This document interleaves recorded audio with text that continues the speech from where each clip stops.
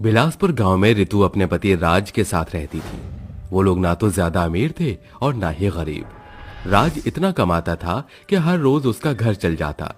देखते ही देखते अब रितु प्रेग्नेंट हो जाती है। रितु ये खुशी अपने पति राज को बताना चाहती थी। शाम को राज घर आता है और हाथ पैर धोकर जैसे ही बैठता है कि तभी रितु वहां आती है और उससे बोलती है, राज, मैं प्रेग्नेंट हूँ और आप पापा बनने वाले हैं।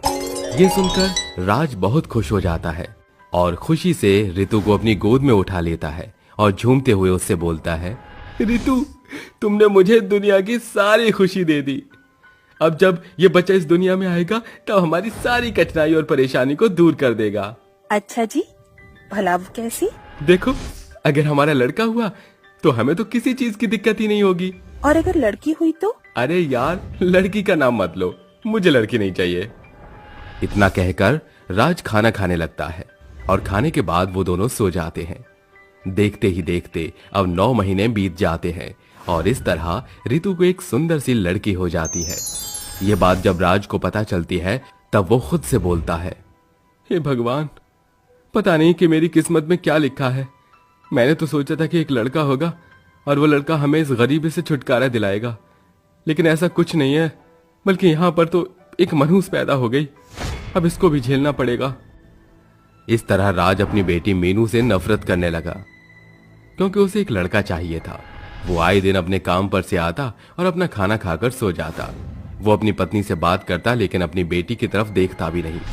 देखते ही देखते अब 4 साल गुजर जाते हैं। मीनू 4 साल की हो गई थी, लेकिन आज तक उसे अपने पिताजी का प्यार नहीं मिला। वहीं दूसरी तरफ रितु एक बार फिर प्रेग्नेंट हो गई थी और ये बात फिर से वो अपने पति राज को बोलती है, राज, मैं एक बार फिर आपके बच्चे की माँ बनने वाली हूँ। आप एक बार फिर पिता बनने वाले हैं राज। रितु की ये बात सुनकर राज को खुशी तो होती है, लेकिन वो अपनी खुशी जाहिर नहीं करता और अपनी पत्नी से बोलता है, रितु, ये बहुत अच्छी बात है कि तुम एक बार फिर माँ बनने वाली हो, लेकिन इस बार मैं तुम्हारे आगे हाथ जोड़ता हूँ, मुझे लड़की नहीं चाहिए।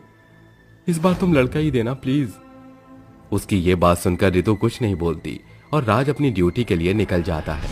राज अब अपनी ड्यूटी करता, वहीं दूसरी तरफ रितु अपनी बेटी मीनू को संभालने के साथ साथ अपना भी ख्याल रखती। ऐसे ही एक बार 9 महीने बीत जाते हैं और इस बार उसे एक बेटा होता है।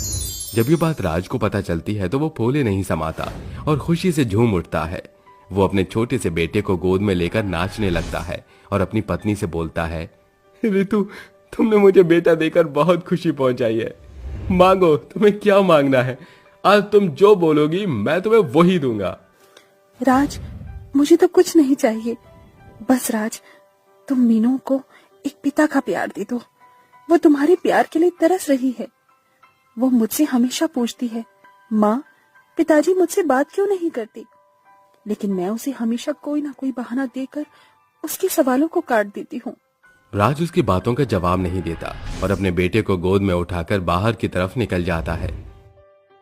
रितु ये समझ जाती है कि वो अपनी बेटी को प्यार नहीं देगा और बेचारी आंखों में आंसू लिए अपनी बेटी को पकड़ लेती है। उसी रात जब रितु अपनी बेटी मीनू और अपने बेटे रोहन के साथ सो रही थी, तभी राज उठता है और मीनू को अपनी गोद में उठाकर बाहर की तरफ निकल जाता है।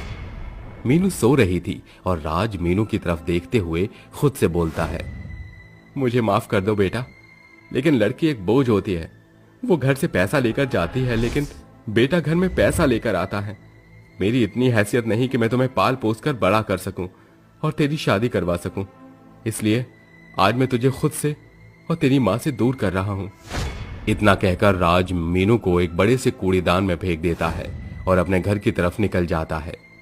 जैसी सुबह होती है वैसे ही रितु की नजर अपने बच्चों की तरफ जाती है, जहां वो अपनी बेटी मीनू को नहीं देखती और उसको अपने पास न पाकर वो उसे हर जगह ढूंढने लगती है, लेकिन मीनू उसको कहीं भी नहीं दिखाई देती। वो रोते हुए राज के पास आती है और उससे बोलती है, राज, मेरी बेटी मीनू नहीं मिल रही। तुम उसे कहीं से भी ढूंढ कर लेकर आओ। चाहे कुछ भी हो जाए, मुझे मेरी बेटी चाहिए। अगर वो नहीं मिली तो मेरा क्या होगा? तुम चिंता मत करो रितु, मैं अपनी बेटी मीनू को लेकर आ जाऊंगा। इतना कहकर वो वहां से चला जाता है और शाम को जब वो वापस आता है तब वो अपनी पत्नी रितु से बोलता है, रितु, हमारी बेटी मीनू को किसी ने किडनैप कर लिया है। उसको कोई चुरा कर ले गया है और अब वो कहीं भी नहीं मिल रही है। ये सुनकर रितु पागल जैसी हो जाती है और रोते रोते अपना बुरा हाल कर लेती है। वहीं दूसरी तरफ मीनू कूड़े में बैठकर खेल रही थी कि तभी मीनू के ऊपर एक अमीर इंसान वैभव की नजर पड़ जाती है। उसे देखकर वो खुद से बोलता है, राम राम राम राम, इस बच्चे को कूड़ेदान में किसने फेंका है?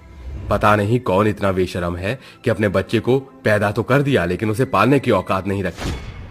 मैं ऐसा करता हूं, इसको अपने घर ले जाता हूं। इतना कहकर वैभव मीनू को अपनी गोद में उठाता है और उसे अपने घर ले जाता है।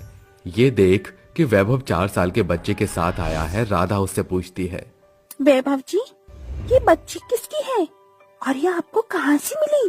वैभव उसको सारी बात बता देता है। ये सब सुनकर राधा अपनी आंखों में आंसू लिए बोलती है, इस बच्ची के माँ बाप ने ही इसको कूड़े में फेंक दिया, लेकिन आज के बाद ये मेरी बेटी है। मैं इसे पाल पोस कर बड़ा करूंगी। इस तरह अब राधा मीनू को अच्छी परवरिश देने लगी और इस तरह अब वो 19 साल की हो चुकी थी। मीनू अपनी माँ के साथ खुशी से रहने लगी। मीनू अब एक बहुत ही अच्छी ऑफिसर बन गई। वो गांव जाकर और लोगों की मदद करती, तो वहीं दूसरी तरफ रितु की हालत दिन प्रतिदिन बद से बदतर होती गई। ये सब देख राज को बहुत ही दुख हुआ और वो अफसोस करता हुआ खुद से बोलता है, काश मैंने अपनी बेटी को न फेंका होता तो आज मेरी पत्नी इस तरह पागल न होती। रितु पागलों की तरह कर रही थी। वो कभी खुद के बाल नोचती तो कभी इधर से उधर ताली मारते हुए दौड़ती। राज खुद से बोल ही रहा था कि तभी मीनू की नजर राज के ऊपर पड़ जाती है और वो अपने पिता को पहचान लेती है, जिसके बाद वो अपने पिता के पास जाती है और उनके पैर छूते हुए उन्हें प्रणाम करती है।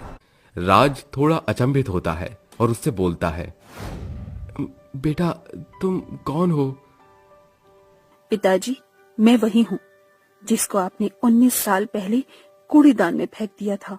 उसकी ये बात सुनकर वो बहुत ही टूट जाता है और उसके सामने फूट फूट कर रोने लगता है और रितु उसे सारी बात बता देती है। ये सब सुनकर मीनू रोने लगती है और उससे बोलती है, तुम चिंता मत करो पिताजी, मैं आ गई हूँ ना, अब मैं माँ को बिल्कुल ठीक कर दूंगी। इतना कहकर मीनू अपनी माँ के पास जाती है और उसे सब कुछ याद दिलाती है, जिसके बाद रितु को सब कुछ याद आ जाता है और अब मीनू अपनी असली माँ बाप को लेकर अपने घर चली जाती है, जिसके बाद वो अपने दोनों माँ बाप और अपने छोटे भाई के साथ खुशी से रहने लगती है।